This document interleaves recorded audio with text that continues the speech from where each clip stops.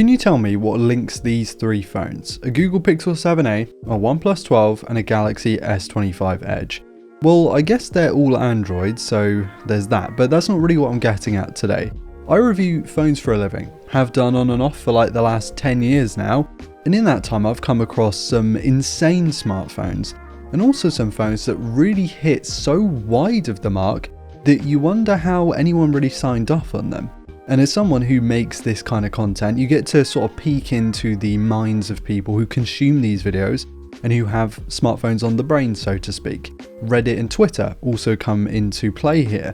You read and hear a lot of opinions, and I think sometimes we do get a bit lost or blinkered, tunnel visioned on what is good and what is bad, especially within the last couple of years where on the internet and maybe even the broader society, there is basically no nuance. Like, it can't exist. Everything is either the best phone you've ever seen or the worst, awful, you certainly shouldn't buy it. In reality, in most things in life, stuff lies in between those two, and I think that's where these three phones really encapsulate what I'm trying to talk about. But why have I chosen those three in particular? Well, I have dailied all three of these phones in that order actually. I started off over 2 years ago with the Pixel 7a. I think I moved from the iPhone 14 Pro to the Pixel. I had sold that phone to try and recoup a bit of money, and most people's first thought would have been, wow, that's a hell of a downgrade, especially in performance and battery life. And on paper, I'm sure the iPhone absolutely smokes the Pixel 7a. I'm sure it wipes the floor with it. But I ended up using that cut price Google phone for a good 6 months or so. It never really felt like it got in my way. I'm sure the bezels were thicker, the cameras were pretty good but limited with no zoom lens to speak of, and the fingerprint scanner probably was the most annoying thing about that phone.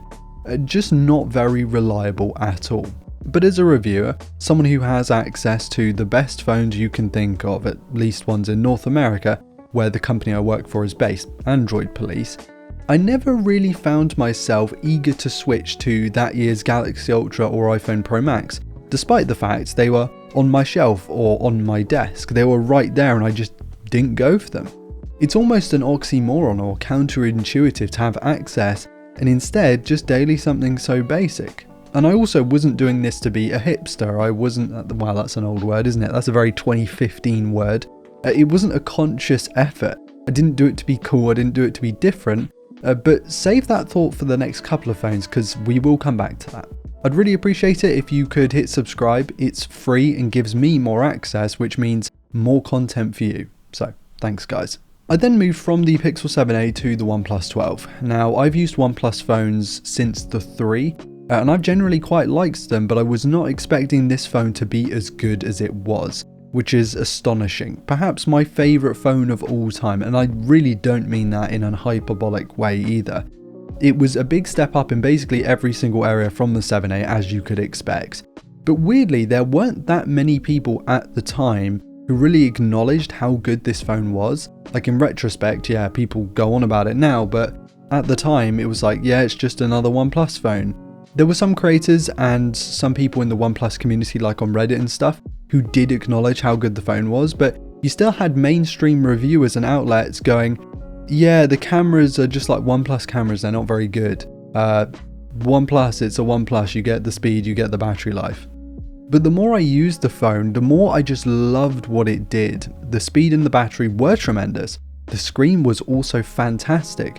The fingerprint scanner was a little bit awkward sometimes, but it was better than the Pixels, so I saw it as kind of a big upgrade. But the camera, it blew me away. These might be the biggest sensors we will ever see on a OnePlus because they've only shrunk since on the 13 and the 15. Half-inch tele, half-inch ultra-wide to go along with that 1/1.43 inch main. The 3x was probably my most used lens on any phone ever. I probably took hundreds, if not thousands of photos with that particular lens on that smartphone. I loved it. But again, it wasn't objectively maybe the best phone of the year. I had access to the Galaxy Ultra, the iPhone Pro Max, the Pixel Pro XL. This phone had its limitations, particularly in software, where there ended up being quite a few bugs, and towards the end of my usage time with it, I got increasingly frustrated with what it might do, pushing me to eventually make the switch, which we will get on to. But once again, the OnePlus 13 came out, the new iPhone, the new Galaxy, and I was still holding on to the OnePlus 12, despite those new models with improvements and fixes. I loved the alert slider, I loved those cameras, and the great ergonomics of the 12, which very few people talk about to this day. And then I moved on to the Galaxy S25 Edge, perhaps the most divisive phone on this list. I mean, people really didn't like it, and most still don't. I mean, Samsung, I think, has cancelled the S26 Edge, so it shows you how many people went out and bought one. I made my initial review for Android Police, and I basically said, in a nutshell, I don't get it. Like, why make a thin phone, but not a small one? And then why would you put such a big camera on there as well? And why is it so expensive? The more I used it though, I came to realise it's exactly what I need. Again, very similarly to the Pixel 7a. On paper, this phone does not look great. I mean, it overheats when you run successive benchmarks. There's a good main camera, but no telephoto, and the ultra-wide isn't the better one, which you get in the Ultra. The battery is comparatively tiny to basically anything in a smartphone these days. And what, just so the phone can be thinner? Like, what's the point of that? Well, as it turns out, I have zero concerns with this phone, aside from one big one which will make me switch away, and we will talk about that later. But it's not S25 Edge specific. So for me, the biggest draw here is just how light the phone is. And sure, it's something you see on a spec sheet, but you really have to feel it to appreciate it.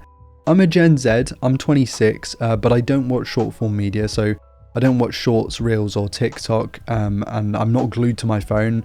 I don't have Twitter or Instagram or TikTok installed on my phone, and probably will never have those things installed. I use my phone to text in Discord, WhatsApp, Messenger.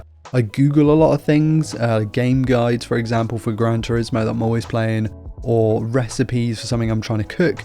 I take photos quite a lot, but not at the level that I used to when I had my OnePlus. And I always have my Garmin smartwatch connected for running and fitness tracking. So there is a big draw on the battery when it comes to Bluetooth, but when it comes to like screen time, I'm not like an 8-9 hour screen time kind of guy.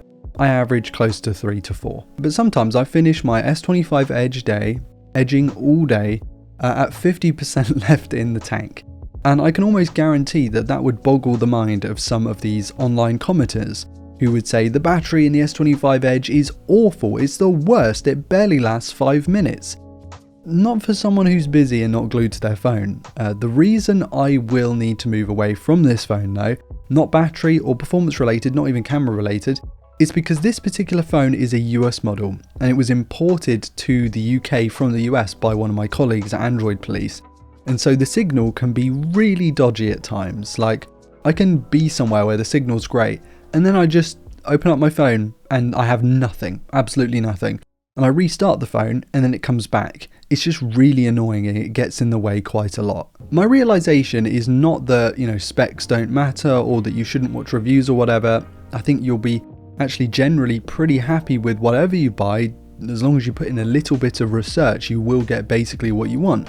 There is so much nuance to things that watching reviews, reading spec sheets, even if you've consumed, 10s, 20s, 30s of reviews of one particular device, you're probably still going to miss something that in reality you either love or you hate, or it's just kind of annoying, or actually, yeah, that's quite useful. There's just loads of little things, and I wouldn't have tried the Pixel 7a had I only read reviews, because I would have thought the performance is just not good enough.